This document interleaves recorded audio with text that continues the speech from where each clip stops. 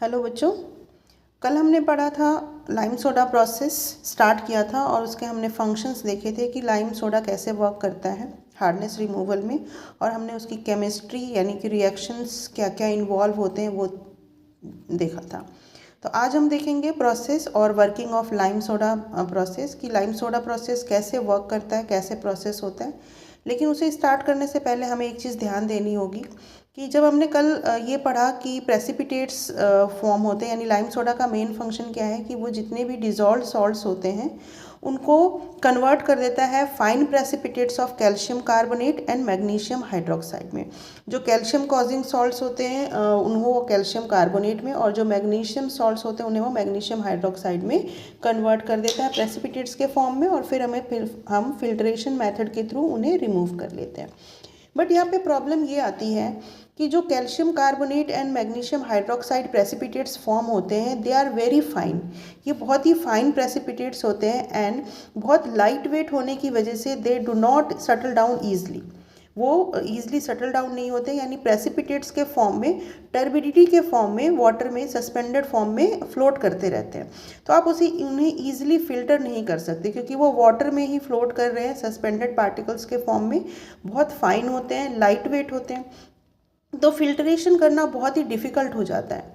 तो इस प्रॉब्लम को ओवरकम करने के लिए हम क्या करते हैं कि ये जो फाइन प्रेसिपिटेट्स हैं इन्हें सेटल डाउन कराना बहुत ज़रूरी है, क्योंकि अगर ये सेटल डाउन नहीं होंगे तो फिल्ट्रेशन में प्रॉब्लम क्रिएट करेंगे। फिल्ट्रेशन में प्रॉब्लम होगा तो दे में कॉज क्लॉगिंग और corrosion in water pipes and boiler tubes. तो इस प्रॉब्लम को इम्प्रूव करने के लिए, मतलब इस प्रॉब्लम को दूर करने के लिए हम क्या करते हैं, इसमें कुछ केमिकल्स ऐड कर देते हैं। केमिकल्स लाइक कोएगुलेंट्स क्या करते हैं कि ये जो फाइन प्रेसिपिटेट्स हैं उनको इंट्रैप्ट करके उनका वेट इंक्रीज कर देते हैं, यानी उनको कोएगुलेट कर देते हैं, इकट्ठा करते हैं ताकि वो आपस में मर्ज हो जाएं, इकट्ठा हो जाएं और फिर उनका वेट इंक्रीज हो जाए और वो ईजिली सेटल डाउन हो जाए। तो हम कुछ chemicals as a coagulant add करते हैं, लाइक पोटास एलम, ठीक है, सोडियम एल्यूमिनेट, फेरस सल्फेट। ये कुछ कॉमन कोएगुलेंट्स हैं जो लाइम और सोडा के साथ साथ ऐड किया जाता है ताकि फाइन प्रेसिपिटेट्स ईजिली कोएगुलेट होकर के सेटल डाउन हो जाए और उसे आप ईजिली फिल्टर कर सको। तो लाइम सोडा प्रोसेस को आगे फर्दर स्टडी करने के लिए हम ये देखते हैं कि लाइम सोडा प्रोसेस हम दो तरह से कर सकते हैं। एक होता है हमारा कोल्ड लाइम सोडा प्रोसेस और दूसरा होता है हॉट लाइम सोडा प्रोसेस। जैसे कि आपको नाम से ही समझ में आ रहा है, कोल्ड लाइम सोडा प्रोसेस का मतलब है कि ये जो कोल्ड लाइम सोडा प्रोसेस है ये रूम टेम्परेचर पे प्रोसीड होता है, यानी हम कोई एक्स्ट्रा कहीं हीट प्रोवाइड नहीं कर रहे हैं, जो हमारा रूम टेम्परेचर है उसी रूम टेम्परेचर पे हम इस प्रोसेस को करते हैं। तो ये जो प्रोसेस होता है स्लो प्रोसेस होता है, रूम टेम्परेचर पे कैरी आउट होता है। फिल्ट्रेशन इसमें इजी नहीं होता क्योंकि फाइन प्रेसिपिटेट्स बनते हैं, ठीक है। और इसमें जो इसकी जो कैपेसिटी है वो लो सॉफ्टनिंग कैपेसिटी है, यानी जो हमें आफ्टर फिल्ट्रेशन जो सॉफ्टन वाटर मिलता है उसमें residual hardness around 50 to 60 ppm रह जाती है।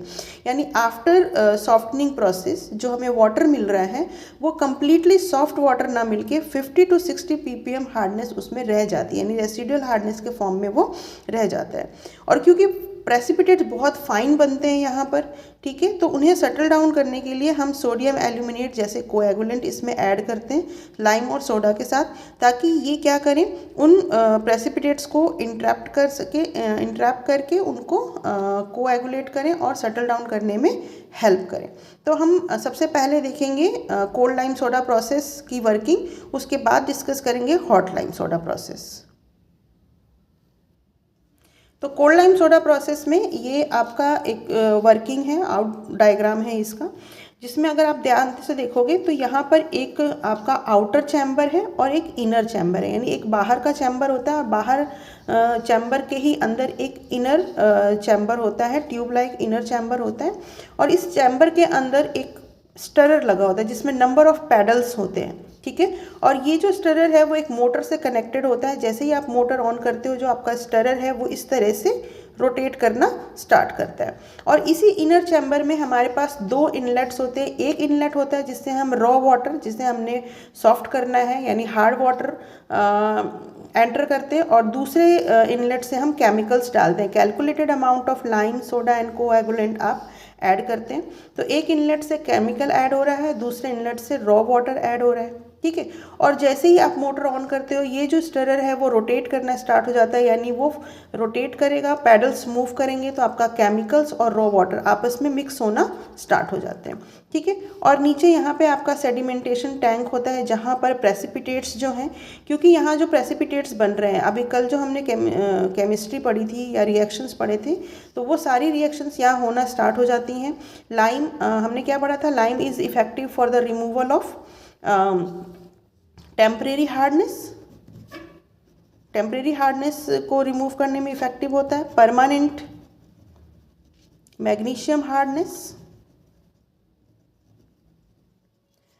Dissolved gases like CO2, H2S, acids, mineral acids, इसके अलावा एल्यूमिनियम एंड आयरन के सॉल्ट्स भी ये रिमूव करने में हेल्पफुल होता है। तो ये अगर वाटर में इस टाइप की कोई हार्डनेस प्रेजेंट है या डिजॉल्व सॉल्ट्स प्रेजेंट है तो यहाँ इस इनर चैम्बर में रिएक्शंस स्टार्ट हो जाती हैं केमिकल्स और वाटर के बीच में, और आपका जो है प्रेसिपिटेट्स बनने स्टार्ट हो जाते हैं। और जो फाइन प्रेसिपिटेट्स बन रहा है, क्योंकि साथ में आप कोएगुलेंट्स भी डाल रहे हो, तो वो कोएगुलेंट उन्हें सेटल डाउन करने में हेल्प करता है। तो यहाँ सेडिमेंटेशन टैंक में आपका जो प्रेसिपिटेट्स हैं, calcium carbonate and magnesium hydroxide, वो यहाँ सेटल डाउन होते जाते हैं और यहाँ से जो वाटर है वो ऊपर की तरफ मूव करता है। ऊपर आपने एक वाटर फाइबर फिल्टर लगाया हुआ है। फिल्टर क्या करेगा कि जो थोड़ा बहुत टर्बिडिटी या थोड़ी बहुत जो इम्प्योरिटीज़ रह गई हैं वो उसे फिल्टर करेगा। और यहाँ आपका एक आउटलेट है जहाँ से हम फिल्टर्ड वाटर को कलेक्ट कर लेते हैं, यानी फिल्टर्ड सॉफ्टन वाटर को कलेक्ट कर लेते हैं, जिसमें residual hardness around 50 to 60 ppm रह जाती है, ठीक है। तो यहाँ से आप वाटर को कलेक्ट करते हो, यहाँ से आप रॉ वाटर यानी इनर चैम्बर में रॉ वाटर और केमिकल्स को ऐड करते हैं। पैडल विद स्टरर, जैसे ही मोटर ऑन करेंगे स्टरर आपका स्टार्ट हो जाएगा, स्टर करना स्टार्ट होगा और वो वाटर और केमिकल को मिक्स करेगा। जब वाटर और केमिकल मिक्स होंगे तो इनके बीच रिएक्शंस होने स्टार्ट हो जाएंगी। और अगर इस टाइप के कोई सॉल्ट्स, डिजॉल्व सॉल्ट्स प्रेजेंट है like temporary hardness, permanent magnesium hardness, gases, acid, aluminium, iron, aluminium और आयरन जनरली कोएगुलेंट्स में भी प्रेजेंट होते हैं, तो इस टाइप की जो भी हार्डनेस है वो प्रेसिपिटेट्स में कन्वर्ट होना स्टार्ट हो जाएंगे, calcium carbonate and magnesium hydroxide में। कोएगुलेंट इनको सेटल डाउन करने में हेल्प करता है और यहाँ से वाटर प्रेसिपिटेट यहाँ सेटल डाउन हो गया और बाकी का जो बचा हुआ वाटर है वो ऊपर की तरफ मूव करेगा, जहाँ पे वो वाटर फाइबर फिल्टर से फिल्टर होता हुआ कहाँ पे आएगा, ऊपर की तरफ, जहाँ पे आपका एक आउटलेट है। इस आउटलेट से हम फिल्टर्ड सॉफ्टन वाटर को कलेक्ट कर लेते हैं। और ये जो सेडिमेंटेशन टैंक है जहाँ पे आपका स्लज यानी प्रेसिपिटेट्स इकट्ठा हो रहा है, हम टाइम पर यहाँ से इस आउटलेट, यहाँ पे भी आउटलेट है, इस आउटलेट की हेल्प से उस स्लज को डंप करते जाते हैं। तो that is the process of cold lime soda process, ठीक है। अब हम देखेंगे हॉट लाइम सोडा प्रोसेस।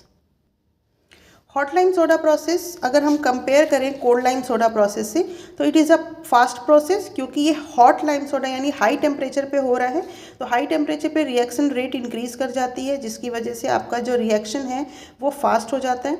तो ये जो प्रोसेस है जनरली 90 to 100 डिग्री सेल्सियस पे प्रोसीड होता है, यानी हम टेम्परेचर 90 से 100 डिग्री इंक्रीज़ कर देते हैं और उस पर क्या होगा, रिएक्शन रेट इंक्रीज़ कर जाएगी, जिससे हमें प्रोसेस आपका फास्ट होगा और हमें रिजल्ट भी जल्दी मिलेगा। इस प्रोसेस से फिल्ट्रेशन इजी हो जाता है, हमें ज़्यादा कोएगुलेंट्स ऐड करने की ज़रूरत नहीं पड़ती है या ना के बराबर हम कोएगुलेंट्स ऐड करते हैं, ठीक है। और इसकी जो सॉफ्टनिंग कैपेसिटी होती है वो भी हाई होती है और इसमें after filtration, after softening process जो हमें वाटर मिलता है उसमें रेसिडुअल हार्डनेस 15 to 30 ppm रह जाती है। यानी कोल्ड लाइम सोडा प्रोसेस में ये हार्डनेस 50 to 60 ppm है, लेकिन हॉट लाइम सोडा प्रोसेस में ये जो हार्डनेस हमें मिलती, मतलब जो वाटर मिलता है उसमें जो रेसिडुअल हार्डनेस है वो 15 to 30 ppm रह जाती है, ठीक है। तो hot lime soda process is far better than cold lime soda process. तो इसकी वर्किंग देख लेते हैं। Hot lime soda process mainly इसमें 3 मेन कंटेनर्स होते हैं। एक होता है हमारा रिएक्शन टैंक, दूसरा होता है कॉनिकल सेडिमेंटेशन वेसल और तीसरा होता है सैंड फिल्टर, ठीक है। तो ये इस तरह का कुछ इसका डायग्राम है जिस सॉफ्टनिंग मेथड का हॉट लाइम सोडा प्रोसेस में। तो अगर आप इसको ध्यान से देखोगे तो इसमें 3 इनलेट्स हैं। एक इनलेट है जो कि रॉ वाटर जहाँ से हम फीड करते हैं, दूसरा इनलेट है जहाँ से हम केमिकल्स फीड करते हैं, lime and soda calculated amount में। और ये जो तीसरा इनलेट है यहाँ से हम प्रोवाइड करते हैं super heated steam. Super heated steam जिसका टेम्परेचर 90 to 100 डिग्री सेल्सियस तक होता है, ये सुपर हीटेड स्टीम आप यहाँ से प्रोवाइड करते हो। तो देयर आर 3 इनलेट्स, यहाँ से हमने रॉ वाटर डाला, यहाँ से हमने केमिकल डाला और इस इनलेट से हम सुपर हीटेड स्टीम डाल रहे हैं। तो ये सुपर हीटेड स्टीम क्या करेगा कि जब आप यहाँ से वाटर को एंटर कराओगे और यहाँ से आप सुपर हीटेड स्टीम डालोगे तो ये सुपर हीटेड स्टीम यहाँ पर वाटर के टेम्परेचर को इंक्रीज़ कर देता है 90 to 100 डिग्री सेल्सियस। ठीक है, अब जब वाटर का temperature 90 to 100 degree Celsius increase हो गया और यहाँ से हम केमिकल्स ऐड कर रहे हैं, तो हॉट वाटर एंड केमिकल्स इस रिएक्शन टैंक में, ये आपका रिएक्शन टैंक है जो कि एक फनल की तरह, फनल के शेप में आपको नज़र आ रहा है। इस फनल शेप जैसे रिएक्शन टैंक में आपका केमिकल और हॉट वाटर मिक्स होते हैं। क्योंकि वाटर का टेम्परेचर हाई है 90 to 100 डिग्री सेल्सियस, तो केमिकल इसमें ईजिली मिक्स हो जाते हैं और रिएक्शन रेट इंक्रीज़ कर जाता है हाई टेम्परेचर पे और हमें प्रेसिपिटेट्स जल्दी मिलते हैं। क्योंकि टेम्परेचर काफ़ी हाई टेम्परेचर पे ये प्रोसेस हो रहा है, तो जो भी प्रेसिपिटेट्स बन रहे हैं कैल्शियम कार्बोनेट, जैसे इसमें कैल्शियम कार्बोनेट एंड MgOH होल्टॉइस जो आपका बन रहा है स्लज, ये जो है ईजिली सेटल डाउन हो जाते हैं यहाँ पर और वाटर फिर अगेन ऊपर की तरफ मूव करेगा। अब यहाँ से हमने एक फ़िल्टर लगाया हुआ है। फ़िल्टर जो हम यहाँ पे यूज़ कर रहे हैं वो सैंड फिल्टर है। सैंड फिल्टर की 3 लेयर्स होती हैं। पहली लेयर फाइन सैंड की होती है, सेकेंड लेयर कोर सैंड की होती है और थर्ड लेयर जो है वो ग्रेवल्स की होती है। तो यहाँ से वाटर जो है वो सैंड फिल्टर में एंटर करता है। जो भी इम्प्योरिटीज़ या टर्बिडिटी रह गई हैं वो ये 3 लेयर से होते हुए, फिल्टर्ड होते हुए आपकी नीचे आती हैं और यहाँ से हम इस आउटलेट से फिल्टर्ड सॉफ्टन वाटर को कलेक्ट कर लेते हैं। तो यहाँ से जो हमें सॉफ्टन फिल्टर्ड वाटर मिल रहा है उसमें जो रेसिडुअल हार्डनेस है वो 15 to 30 ppm रह जाती हैं। तो यहाँ पे जो हमें वाटर मिल रहा है वो ऑलमोस्ट मतलब कोल्ड लाइम सोडा प्रोसेस से कंपेरेटिवली ज़्यादा सॉफ्ट वाटर मिलता है 15 to 30 ppm। ठीक है, क्योंकि रिएक्शन रेट भी फास्ट है, रेसिडुअल हार्डनेस भी कम है इसमें, प्लस में हमारा रिएक्शन रेट इंक्रीज़ कर जाता है। तो हम ये कहते हैं कि हॉट लाइम सोडा प्रोसेस जो है वो कोल्ड लाइम सोडा प्रोसेस से ज़्यादा बेटर है और अच्छा रिजल्ट देता है। अब हम देखेंगे advantages and disadvantages of lime soda process. तो एडवांटेजेस लाइम सोडा प्रोसेस की क्या है? इकोनॉमिकल है, यानी जो इसके केमिकल्स हैं लाइम एंड सोडा ये ज़्यादा कॉस्टली नहीं है, इकोनॉमिकल पड़ते हैं। ठीक है, एंड मैं अभी बार बार ये कह रही हूँ कि hot lime soda process is much faster than cold lime soda process, क्योंकि इसमें टेम्परेचर ज़्यादा होता है तो रिएक्शन रेट इंक्रीज़ कर जाती है। अच्छा, इस प्रोसेस में हम लाइम और सोडा यूज़ कर रहे हैं, तो लाइम और सोडा यूज़ करने की वजह से जो pH वैल्यू है वाटर का वो इंक्रीज़ कर जाता है, जिसकी वजह से कोरोजन होने के चांसेस कम होते हैं, पाइप में कोरोजन होने के चांसेस कम हो जाते हैं। साथ ही साथ वाटर का जो नेचर होता है वो एल्कलाइन हो जाता है, तो एल्कलाइन होने की वजह से जो पैथोजेनिक बैक्टीरियाज वाटर में डेवलप होते हैं वो भी कम हो जाते हैं। ठीक है, इसके अलावा वाटर में हार्डनेस के साथ ही साथ मिनरल्स भी रिमूव हो जाते हैं, जैसे अगर अदर मिनरल्स प्रेजेंट हैं तो वो भी रिमूव हो जाएंगे, गैसेस हैं, एसिड्स हैं, तो वो भी हार्डनेस के साथ साथ रिमूव हो जाती हैं। ठीक है, इसके अलावा हॉट लाइम सोडा प्रोसेस जो है उसमें हमें लेस अमाउंट ऑफ कोएगुलेंट की ज़रूरत पड़ती है as compare to cold lime soda process. ठीक है, डिसएडवांटेज क्या है इसकी? तो सबसे बड़ी डिसएडवांटेज ये है कि इसमें हमें कम्प्लीटली सॉफ्ट वाटर नहीं मिल पाता है। इसमें जो हमें लास्ट में जो सॉफ्ट वाटर मिलता है उसमें रेसिडुअल 15 to 30 ppm हार्डनेस रह जाती है।